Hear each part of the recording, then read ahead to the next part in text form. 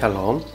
Hari ini kita akan renungkan kitab 1 Samuel pasal 17, teksnya ayat 41 sampai 58. Dan sudah dibagi 3 paragraf. Paragraf yang pertama ayat 41 sampai 49. Daud menjatuhkan Goliat dengan batu yang telah siapkan. Paragraf yang kedua ayat 50 sampai 54. Daud menghabisi Goliat dengan pedangnya dan orang Israel bangkit mengejar orang Filistin. Paragraf ketiga ayat 55 sampai 58. Saul yang melihat peristiwa ini bertanya kepada Daud, "Anak siapakah engkau, ya orang muda?" Kesimpulan hari ini, Daud tetap maju kepada Goliat dan Goliat juga dekat menghampiri Daud. Dia menghina Daud dan nama Tuhan sebab Daud datang hanya dengan tongkatnya. Tetapi Daud berkata demikian, "Aku mendatangi engkau dengan nama Tuhan semesta alam," dan menjatuhkan Goliat dengan batu. Kemudian Daud menghabisi Goliat dengan pedangnya, sehingga orang-orang Israel bangkit mengejar orang Filistin. Ketika Saul yang melihat peristiwa ini bertanya kepada Abner, "Anak siapakah engkau yang orang mudanya?" Tetapi dia juga berkata, "Tidak tahu." Dan ketika Daud kembali sesudah mengalahkan orang Filistin itu, Daud berkata kepada Saul, "Anak hamba Tuanku Isai orang Betlehem itu."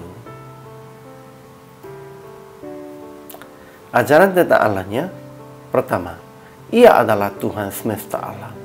Ia menyerahkan Goliat ke dalam tangan Tuhan. Karena Tuhan menyerahkan Goliat kepada Daud, ia bisa mengalahkan dia. Ajaran tentang manusianya, pertama, Goliat dekat menghampiri Daud dan mengutukinya demi para allahnya orang Filistin. Sebab Daud datang hanya dengan tongkatnya, tetapi dia dijatuhkan dengan batu terbenam ke dalam dahinya. Memang daripada apapun, dia melihatnya Daud itu sepertinya anak kecil dan tidak bisa dibandingkan dengan kekuatan dia, sehingga dia tidak menghargai Daud.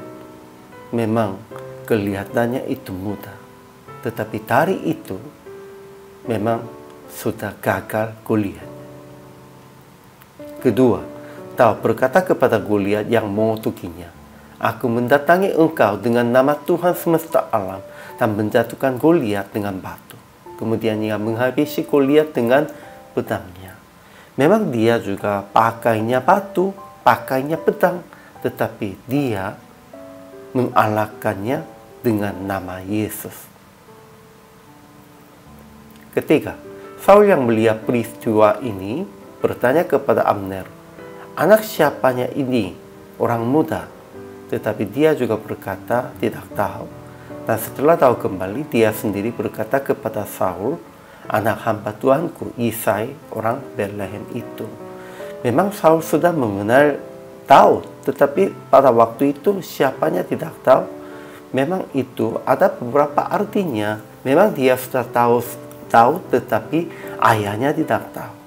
Tetapi sebenarnya pada waktu sebelum dia dipanggil tahunnya, memang sudah mendengarnya itu anak Isainya.